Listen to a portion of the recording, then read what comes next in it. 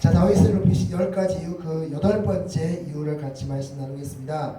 자, 오늘은 바로 너무나 유명한 사건인 다윗과 밧세바 사건에 대한 말씀입니다.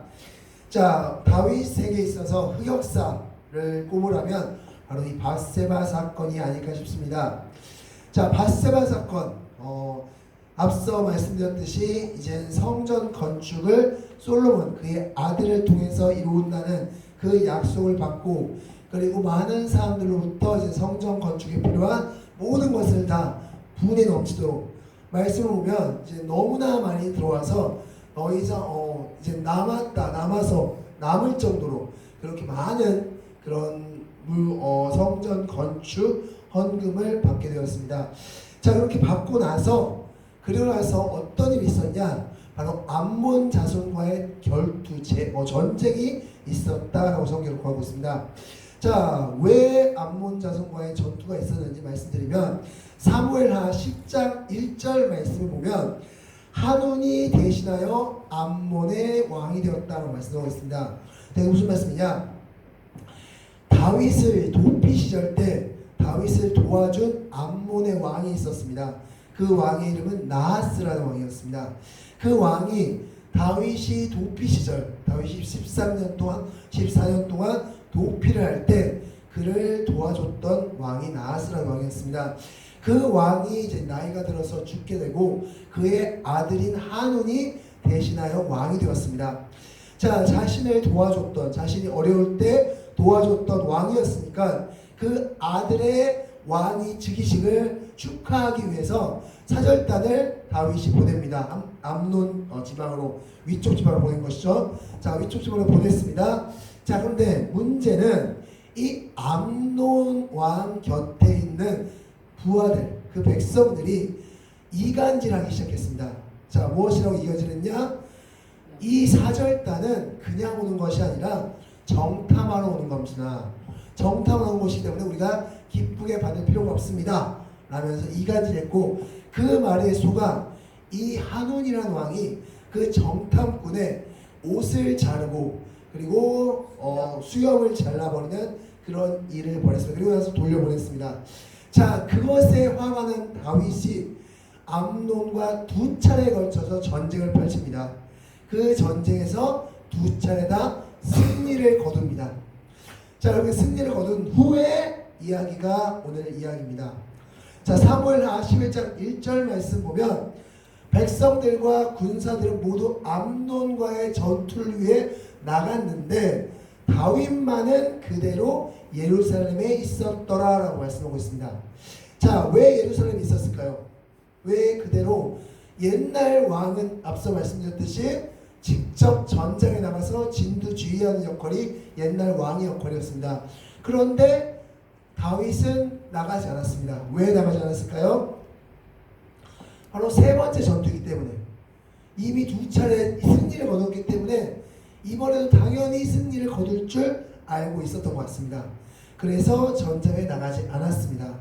자, 그리고 나서 이제 왕들을 거닐고 있는데 그때 한 사람이 눈에 띄었다라고 말씀하고 있습니다.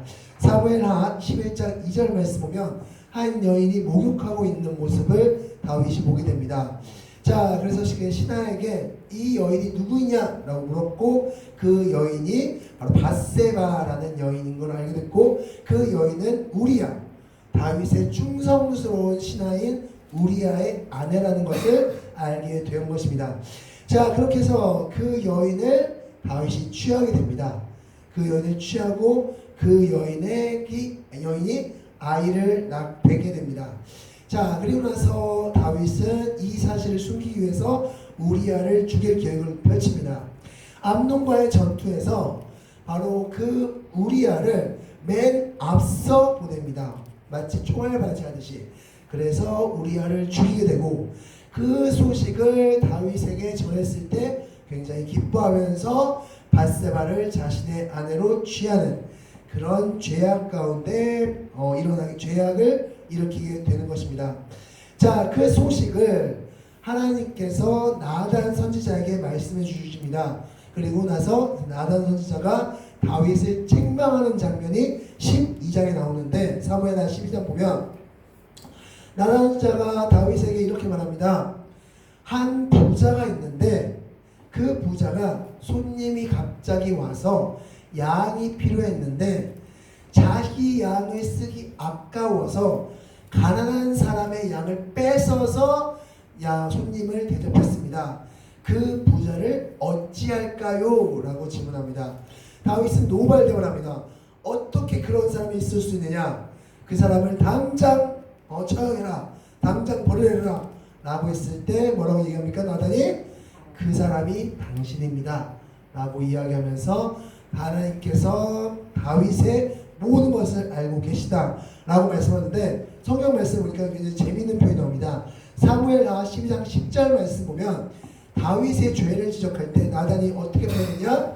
당신이 하나님을 업신여겼습니다. 라고 표현합니다. 죄가 무엇이냐? 라고 했을 때 죄는 하나님을 업신여기는 것입니다. 죄는 하나님을 무시하는 것이다 라고 할 수 있습니다. 하나님을 업신여기고 무시하는 게 바로 죄다 라고 할 수 있습니다. 다윗은 그 즉시 자신의 죄를 고백했고 그리고 눈물로써 침상을 적시면서 용서를 구했고 그리고 하나님은 용서해 주겠다고 말씀해 주셨습니다. 그러나 중요한 건 하나님께서는 죄는 용서하셨지만 죄의 결과는 모르셨다는 사실입니다. 그래서 총 크게 세 가지의 큰 사건이 일어나죠. 첫 번째는 바로 밧세바가 낳은 그 아이가 일주일 만에 죽습니다. 첫 번째 사건. 두 번째, 그의 아들인 압살롬이 반역을 일으킵니다. 그래서 큰 도피 생활을 이어나가게 됩니다. 세 번째, 사울의 후손인 세바의 반역이 일어납니다. 그래서 그 역시 도피 생활을 이어가게 됩니다. 이렇게 큰 죄의 결과를 이거 외에도 많은 죄의 결과를 받게 됩니다. 다윗의 죄는 하나님께 용서받았지만 그 죄의 결과만큼은 다윗이 책임져야 했다라는 것을 말씀할 수 있습니다. 우리도 마찬가지입니다. 하나님께서 죄는 용서할지언정 죄의 결과는 모르신다라는 것을 기억하시기 바라겠습니다.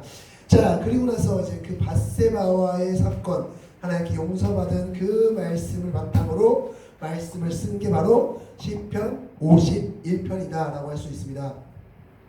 이 시편 51편 시를 쭉 읽어보면 내내 다윗이 고백하는 내용이 있습니다. 무슨 내용일까요? 바로 하나님 나를 떠나지 마십시오. 하나님 나와 함께 해주십시오. 나를 떠나지 말아달라는 기도를 계속해서 합니다. 자, 그리고 나서 오늘 본문이 17절이 핵심 말씀인데 자, 우리 17절 말씀 같이 한번 읽겠습니다. 시작! 하나님께서 구하시는 제사는 상한 심령이라 하나님이여 상하고 통회하는 마음을 주께서 멸시하지 아니하시리이다. 아멘. 하나님은 상하고 통회하는 마음을 원하신다 라고 말씀하고 있습니다. 그럼 질문 드리겠습니다. 상하고 통회하는 마음이 무슨 마음일까요? 상하고 통회하는 마음. 이 마음이 도대체 무슨 마음일까? 그런데 재밌는 것은 이 한글로는 상하고 통회하다. 물론 원어에서도 단어가 다릅니다. 그런데 뜻은 비슷합니다. 상하다, 통회하다. 이 뜻은 다 비슷한데 먼저 이 상하다라는 뜻의 원어는 샤바르입니다. 샤바르. 이 샤바르의 뜻은 무엇이냐? 부수다, 깨뜨리다, 가루로 만들다 라는 뜻을 가지고 있습니다. 부수다, 깨뜨리다, 가루로 만들다. 그리고 두 번째, 통회하다. 이 단어는 원어가 다카입니다. 다카. 다카인데 이 다카 역시 눌러서 뭉개다, 눌러서 부서뜨리다 라는 뜻을 가지고 있습니다. 비슷하죠? 상하다, 통회하다가 동일하게 부서진다는 의미를 담고 있습니다. 즉 하나님께서 원하시는 죄인이 하나님께 나갈 때 그가 원하는, 그가 해야 될, 하나님께 올려야 될 예배가 무엇이냐? 부서지는 거라고 말씀하고 있습니다. 부서진다는 것은 무슨 뜻일까요? 그렇다면 부서진다는 것은 내 자존심, 내 고집, 내 아집, 내 핑계거리 다 내려놓고 하나님 죄송합니다. 잘못했습니다. 철저하게 회개하는 마음입니다. 다윗은 이 일 이후에 더 이상 이런 죄를 저지르지 않았습니다. 바로 그 마음이 상하고 통회하는 마음, 부서지는 마음이라고 할 수 있습니다. 다윗이 하나님께 높임받은 이유는 이런 끔찍한 죄를 저질렀습니다. 그런데 다윗은 부서질 줄 아는 사람이었습니다. 다윗은 철저하게 부서질 줄 아는 사람이었기 때문에 하나님은 다윗을 높이 들어 쓰셨습니다. 그가 말한 것처럼 상하고 통회하는 마음을 가지고 있었기 때문에. 자, 그런데 그와 비교되는 또 한 사람이 있습니다. 바로 다윗의 앞 왕이었던 선왕이었던 바로 사울이라는 사람입니다. 사울은 동일하게 잘못을 저질렀습니다. 오히려 다윗이 저지른 잘못보다 약한 잘못일 수도 있습니다. 그런데 그는 부서지지 않았습니다. 사무엘상 13장과 15장에 그의 잘못이 나오는데, 사무엘상 13장에서는 블레셋과의 전투를 앞두고 하나님께 제사를 지내려고 하는데 이래 동안 이 사무엘이 오지 않았습니다. 그래서 그가 급하게 제사를 지냈죠. 자, 그러고 나서 사무엘이 그의 잘못을 꾸짖었을 때 뭐라고 말씀하고 있습니까? 13장 15절 말씀 무엇이라고 하고 있습니까? 바로 자기와 함께하고 있는 백성의 수를 세어보니 600명이었더라고 말씀하고 있습니다. 그때도 자기가 잘못하고 있고 죄 가운데 있는 하나님께 용서를 구하고 부서져야 되는 상황에서도 그는 자신의 명예와 안위를 생각했습니다. 자신의 자존심을 생각했습니다. 내가 여기서 나를 떠나고 나 멀어지는 그 백성들을 없애야 되고 내 명예가 실추되면 안 된다 라고 해서 그 순간 한 것이 자기와 함께하는 백성의 수를 계수했습니다. 그게 바로 사울의 모습이었습니다. 사무엘상 15장에서 역시 사울은 큰 죄를 저질렀죠. 아말렉을 다 진멸하라 라고 말씀하셨습니다. 그런데 어떻게 했습니까? 아각 왕을 포함해서 좋은 것을 감추어 두었습니다. 즐겨하지 않았다라고 성경에 기록하고 있죠. 그러면서 사무엘이 그 부분에 대해서 지적하니까 그 다음에 어떻게 합니까? 15장 30절 말씀, 백성과 장로들 앞에서 나를 높여주십시오 라고 이 고백합니다. 제가 잘못했지만 막 옷자락을 찢어지면서까지 사무엘에게 매달리면서 제가 부탁이 있는데 백성들 앞과 장로들 앞에서만큼은 내 권위, 내 자존심 좀 세워주십시오 라고 이야기하는 사울의 모습을 볼 수 있습니다. 사울은 한 번도 부서진 적이 없습니다. 하지만 다윗은 죄를 저지르고 나서 부서졌던 사람이 다윗이다 라고 할 수 있습니다. 오늘 우리에게 질문하는 내용은 이것입니다. 여러분은 죄를 저지른 후에, 죄를 지은 후에 완전히 부서지고 계십니까? 라는 질문입니다. 우리가 죄를 저지르고 나서도 하나님과 싸울 때가 있습니다.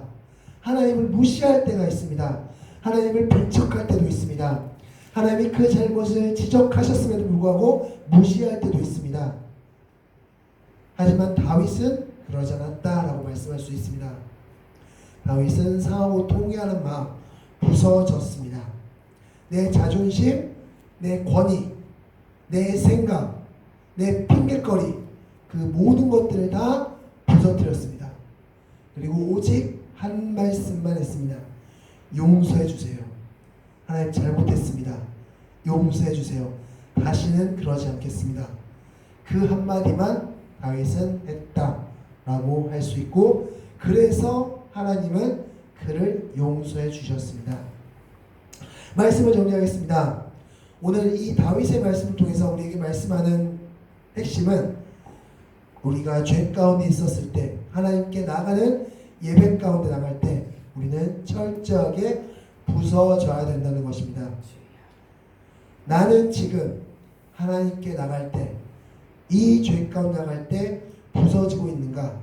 여러분께서 돌아보시고 여러분 철저하게 부서져야지만이 하나님이 다윗처럼 높이 쓰신다는 사실을 기억하시기 바라겠습니다. 기도하겠습니다.